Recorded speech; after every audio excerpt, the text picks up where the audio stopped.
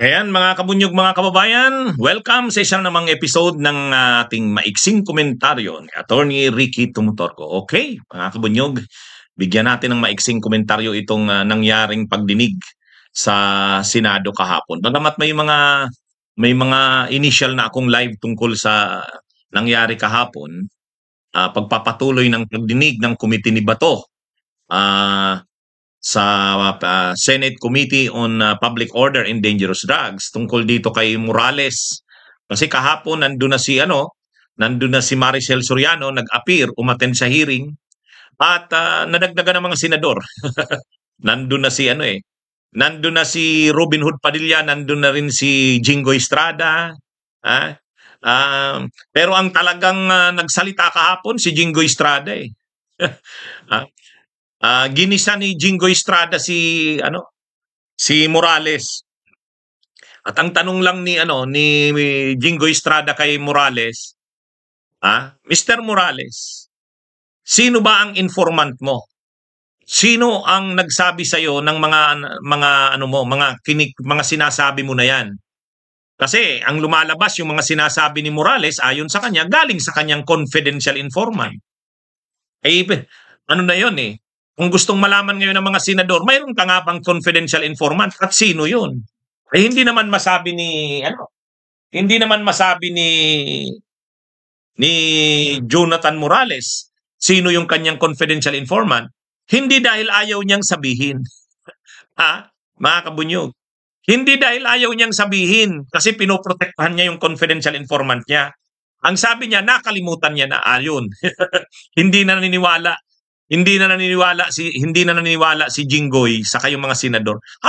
Nakalimutan mo. Mismong presidente ang inaakusa mo na involved sa drugs at mga kilalang tao tulad ni Maricel Soriano. Tapos yung confidential informant mo, sasabihin mo, hindi mo naaalala, nakalimutan mo na. Doon. Nahubaran si Morales. At saka, lumilitaw naman talaga, hearsay. Lahat hearsay ang sinasabi ni Morales eh. Sabi ni ganito, sabi ng kanyang informant, Ang problema, kapag ang dapat na i-present diyan sa pagdinig ng Senado, yung nagsabi sa kanya. Kasi kung si Morales lang yung nagkikwento kung ano yung sinabi sa kanya, sinabi daw ni ganito sa kanya, hearsay yun. Yun ang hearsay. Ang dapat na mag-appear sa Senado, lalo't ganyan na tinuturo nila ang presidente ng Pilipinas na involved di umano sa drugs at iba pang kilalang mga tao tulad ni Maricel Soriano, ay dapat mag-appear dyan yung may personal knowledge. Ibig sabihin, yung may kaalaman talaga.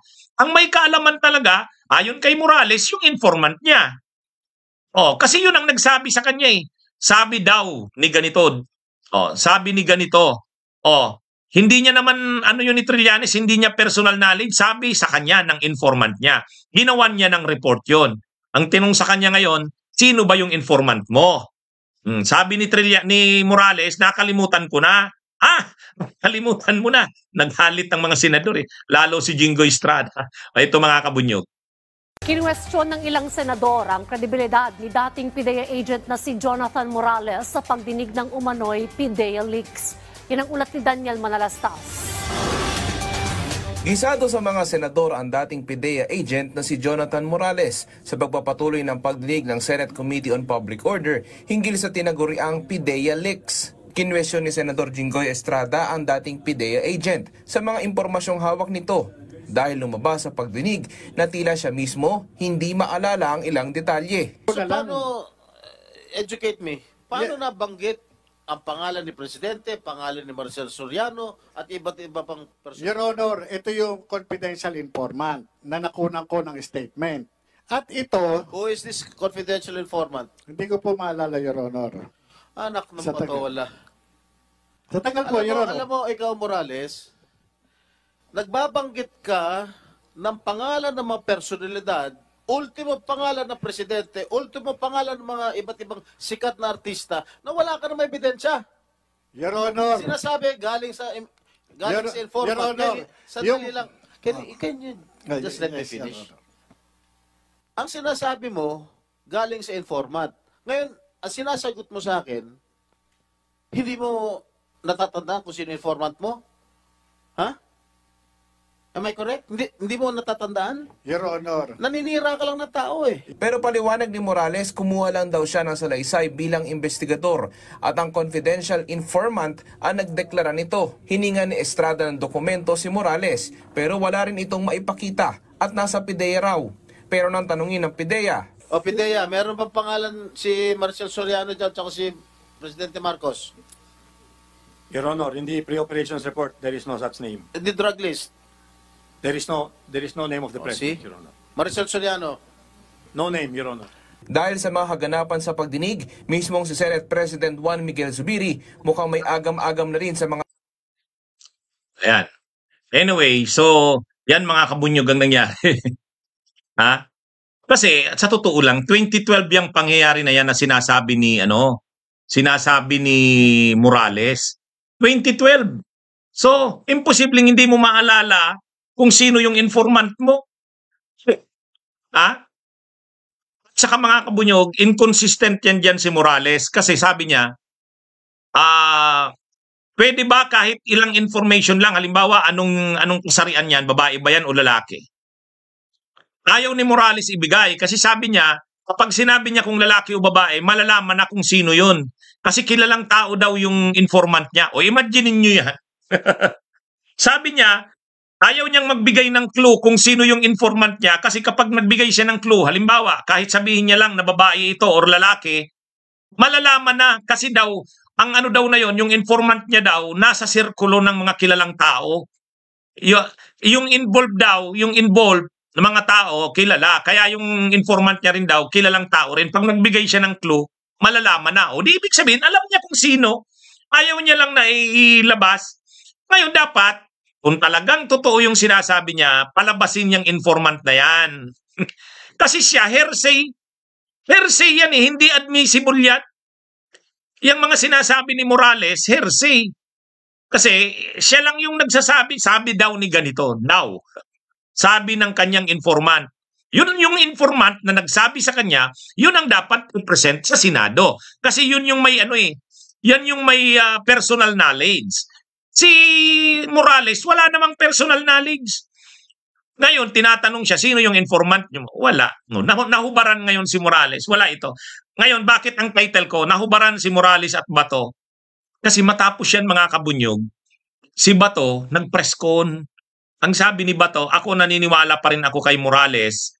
O, imagine niyo yan. Pinagtatanggol niya si Morales. Naniniwala pa rin ako kay Morales na yung dokumentong sinasabi niya ay totoo yun.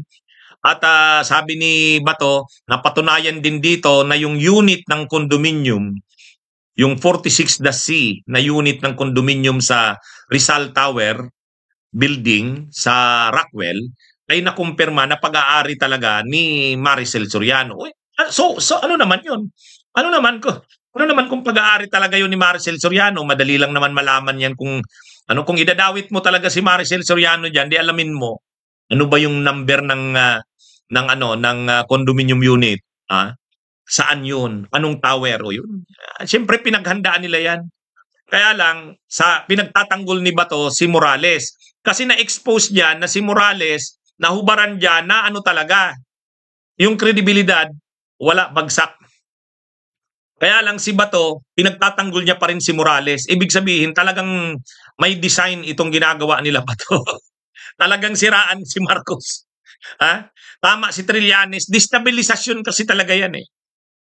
Para sirain si Marcos, makakreate ng destabilisasyon. Yun talaga yan. Kaya lang siyempre, yung kampo rin ni Marcos, yung mga aliado ni Marcos, tulad dito ni Jingo Estrada, si Zubiri, sila Escudero, nagsalita na hindi sila naniniwala dito kay Morales, sinungaling ito. Dati kasi tahimik lang yung mga aliado ni Marcos, yung mga kakampi ni Marcos tulad nito nila Estrada, nila Zubiri. Hinayaan si Bato. Kaya lang nakakabwilo si Bato eh. Nagagamit niya ng todo yung committee niya.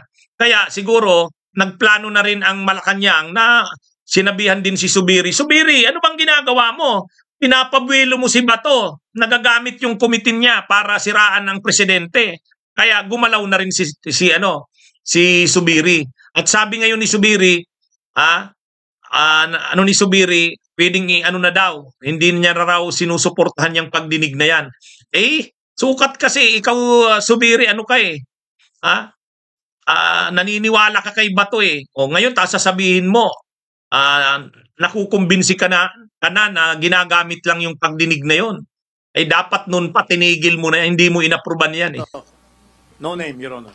Dahil sa mga kaganapan sa pagdinig, mismong si Senate President Juan Miguel Zubiri mukhang may agam-agam na rin sa mga testigo at may babala ang leader ng Senado. Ang akin lang, ang posisyon ko lang, habang nagmamonitor ako kanina, wala naman sila napapakitang panibagong ebidensya, kundi yung sinasabi lang nilang dokumento, hindi nga galing sa kanya yung dokumento, galing pa sa isang informant na ayaw niya pangalanan, wala tayong, paano yun? Hindi first-hand information.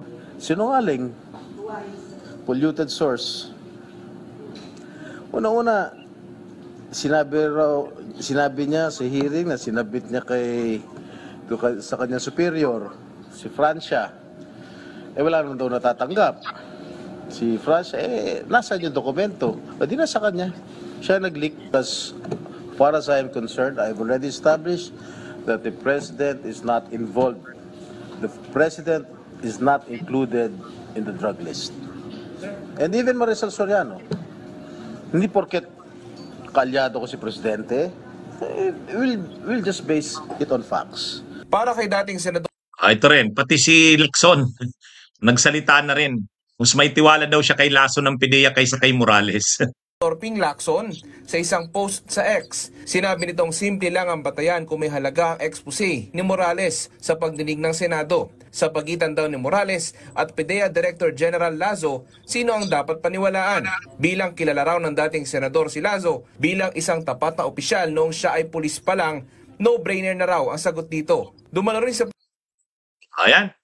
Talagang dumarami na yung bumibira kay Morales. Si Bato, dinidepensahan naman si Morales. Nai-expose na yung dalawa, nahuhubaran. Okay, so yan mga kabunyog ang ating maiksing komentaryo. Kaugnay po sa isyung ito. Mabuhay po tayo. Patuloy lang po nating itaguyod ang katotohanan. Patuloy nating ipaglaban ang nag-iisa nating mahal na inang bayan. Bunyog, bunyog, halikan na kasama ka. Bunyog, kapag buklod ay may pag-asa. Luzon, Visayas, Mindanao, isa ang pananaw. Sa bagong Pilipinas ang bunyog isisigaw. Bunyog.